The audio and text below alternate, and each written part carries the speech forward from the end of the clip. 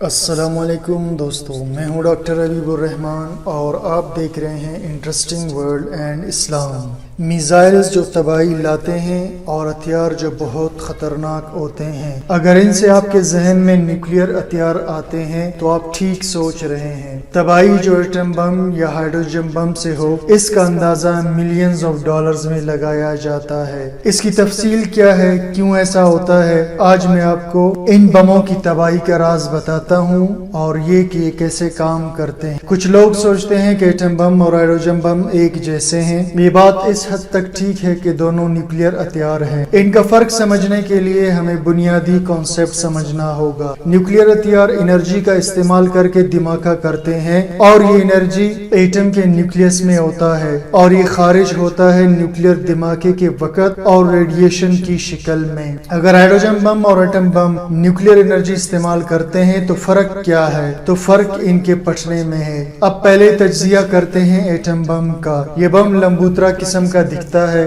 باہر سے کوئی خاص اس کی شکل نہیں ہوتی، لیکن اصل خطرہ اس کے اندر ہے۔ اب پھٹنے کے لیے اس کے اندر نیوکلیئر ری ایکشن ہوتا ہے، چین ری ایکشن جو کہ فیژن کی قسم ہوتا ہے۔ نیوکلیس کے اندر یہ ری ایکشن سٹارٹ ہوتا ہے۔ بہت سے ہیوی ایلیمنٹس ہیں جو ایسا ری ایکشن کر سکتے ہیں۔ عام طور پر یورینیم 235 استعمال ہوتا ہے۔ اس کے علاوہ یورینیم 234 اور یورینیم 238 بھی ایسے ہی کام کرتے ہیں اور یہ ایک ہی ایلیمنٹ کے ایسوٹوپس ہیں۔ یورینیم 235 وہ کر سکتا ہے جس کے لیے ہم یہاں موجود ہے۔ اس سے ایک بڑی مقدار میں انرجی حاصل ہوتی ہے تو یہ بم پھٹ جاتا ہے۔ یورینیم 235 کی مقدار بم کے اندر 80% سے زیادہ ہونی چاہیے۔ اس لیے بم بنانے کے لیے پہلے یورینیم 235 کو انرچ کرنا پڑتا ہے، یعنی اس کی مقدار کو بڑھانا پڑتا ہے۔ یہی کام پلوٹونیم سے بھی کیا جا سکتا ہے، لیکن یہ قدرتی نہیں ہوتا، اسے مصنوعی طور پہ بنایا جاتا ہے۔ ایسے بم کو آخر کیسے لانچ کیا جاتا ہے؟ دھماکہ تب ہوتا ہے جب ایک خاص مقدار اس فیژن مٹیریل کی ڈالی جاتی ہے ایک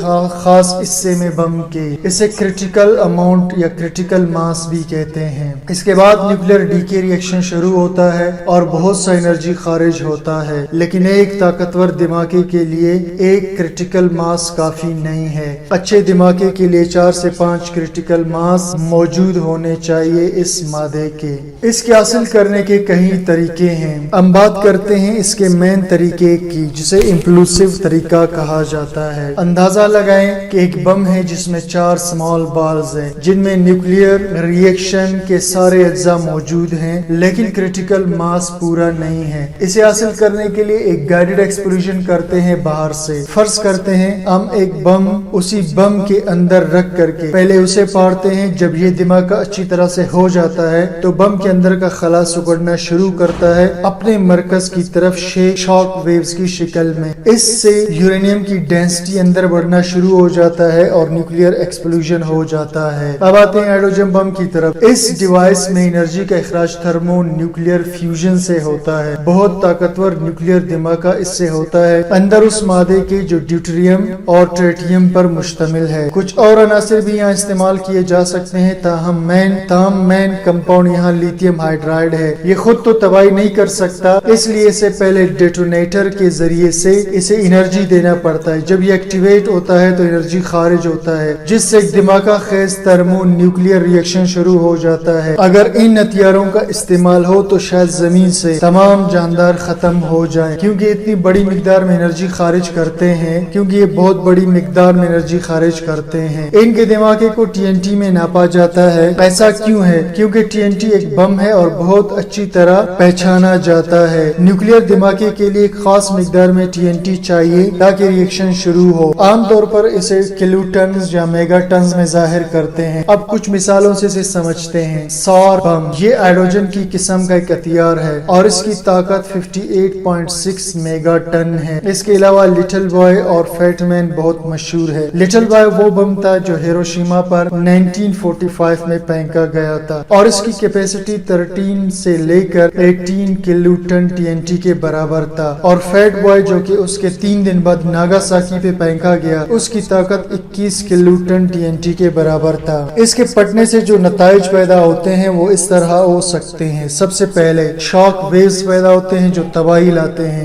इसके बाद रेडिएशन जो न नजर आते हैं न सुनाई देते हैं, ये अल्फा बीटा गैमा हो सकते हैं। उस फिजा को सारा आलूदा कर देते हैं जहाँ धमाका होता है। अल्फा रेडिएशन शायद ज्यादा नुकसान न पहुंचा सके, इससे शायद हमारे कपड़े ही हमें बचा ले, यानी हमारे कपड़ों में दाखिल नहीं हो सकता। उसके बाद आप बीटा रेडिएशन, इससे खतरनाक है। ये रेडिएशन सोर्स से कई फुट दूरी के बावजूद भी नुकसान पहुंचा देता है। इससे रेडिएशन बर्न्स और कैटराक्ट हो सकता है। और गैमा रेडिएशन से कोई चीज नहीं बचा सकती सिवाय मोटी तय के लेड या कंक्रीट के। इसमें घुस जाने की सलाहियत होती है जिससे ये बॉडी में दाखिल होकर नुकसान पहुंचाता है, और इससे radiation sickness, cancer, gene mutation हो सकता है। इस वक्त दुनिया में 9 मुल्कों के पास ये हथियार मौजूद हैं। अंदाजन इस वक्त दुनिया में 15,000 न्यूक्लियर बॉम्ब्स दुनिया के मुख्तलिफ ममालिक के पास मौजूद है। तो अगर आपको ये हमारी वीडियो अच्छी लगी हो और ऐसे ही वीडियोस और आप देखना चाहते हैं तो चैनल को सब्सक्राइब कीजिएगा और वीडियो को लाइक शेयर जरूर कीजिए। Thank you for watching.